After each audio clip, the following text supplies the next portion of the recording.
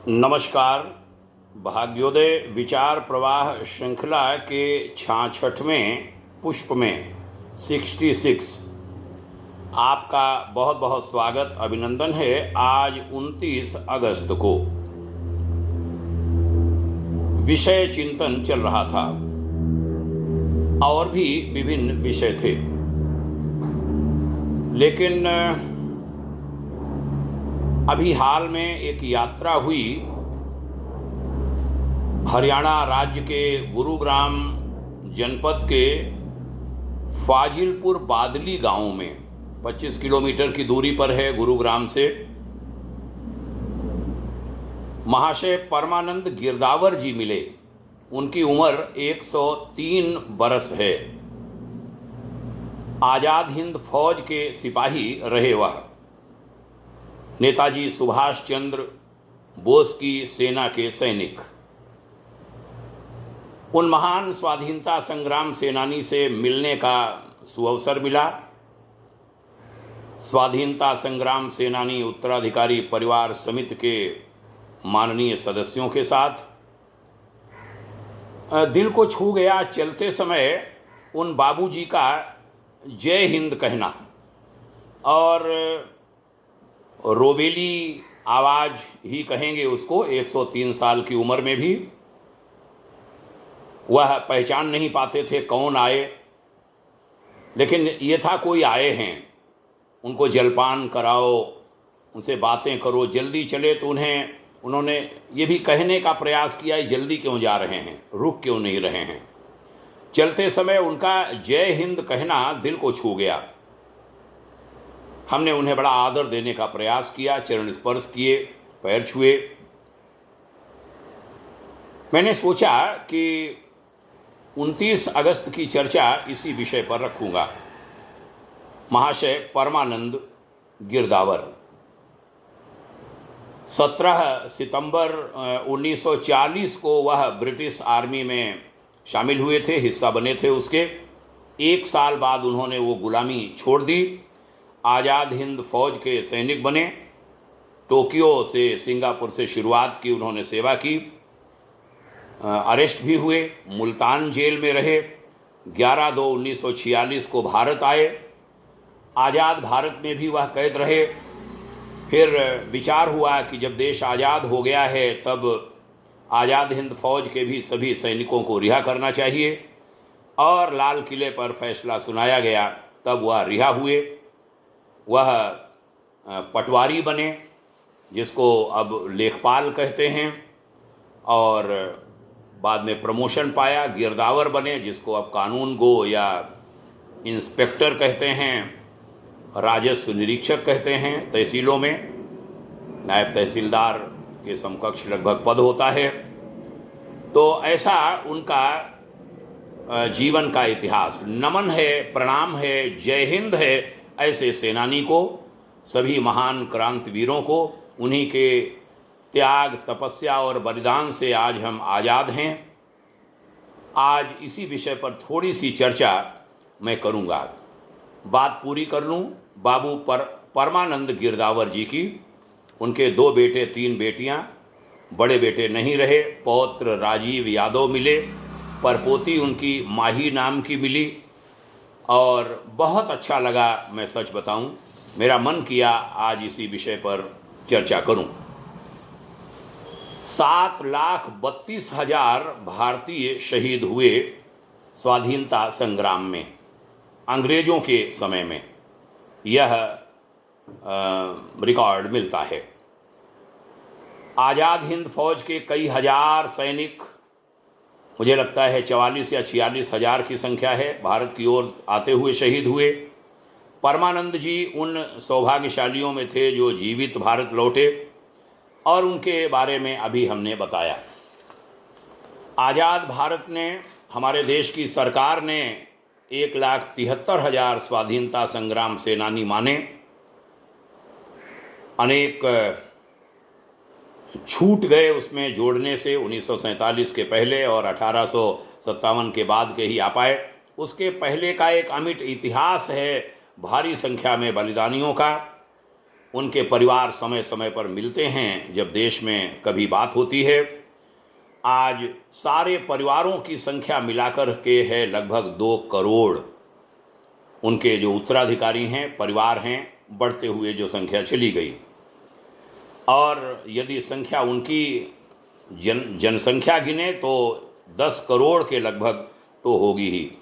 कई संगठन उनकी आवाज़ उठाते रहे हैं। स्थिति ठीक नहीं है उनके उत्तराधिकारियों की, अनेकों की। स्वाधीनता संग्राम सेनानी उत्तराधिकारी परिवार समिति बनी, हरिद्वार उसका मुख्यालय है। श्री जितेंद्र रघुवंशी जी उसके महासचिव हैं और एक महान स्वाधीनता संग्राम सेनानी जी उसके अध्यक्ष।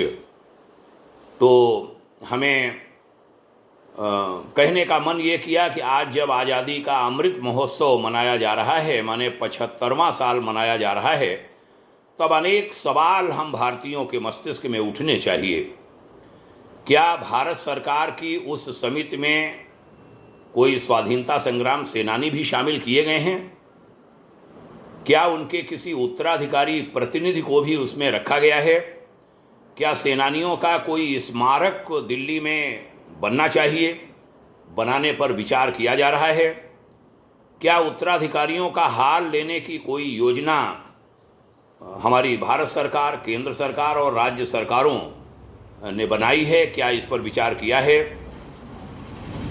यदि मात्र 170 एंग्लो इंडियन नागरिकों के भारत में रहने पर आज़ादी के बाद राज्यसभा में 2 सांसद, 2 एमपी नॉमिनेट करने की व्यवस्था उस समय की सरकार बना सकती थी, तो क्या 1,73,000 सेनानियों और उनके परिवारों का कोई प्रतिनिधि राज्यसभा में नहीं होना चाहिए?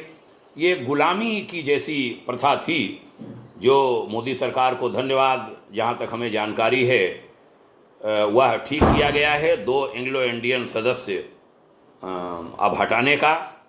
यदि ये सूचना सही है, हमें पूरी जानकारी नहीं है हमें, तो वंदन है मोदी सरकार को कि ये एक गुलामी के भाव से मुक्ति दिलाई आपने। ऐसे अनेक विषय जो अभी हमने चर्चा की, उनको उठाकर स्वतंत्रता सेनानी परिवार समिति ने भारत सरकार को उनका दायित्व बोध कराया है अनेक बातों को लेकर, जिसमें मुख्य 8 बातें हैं।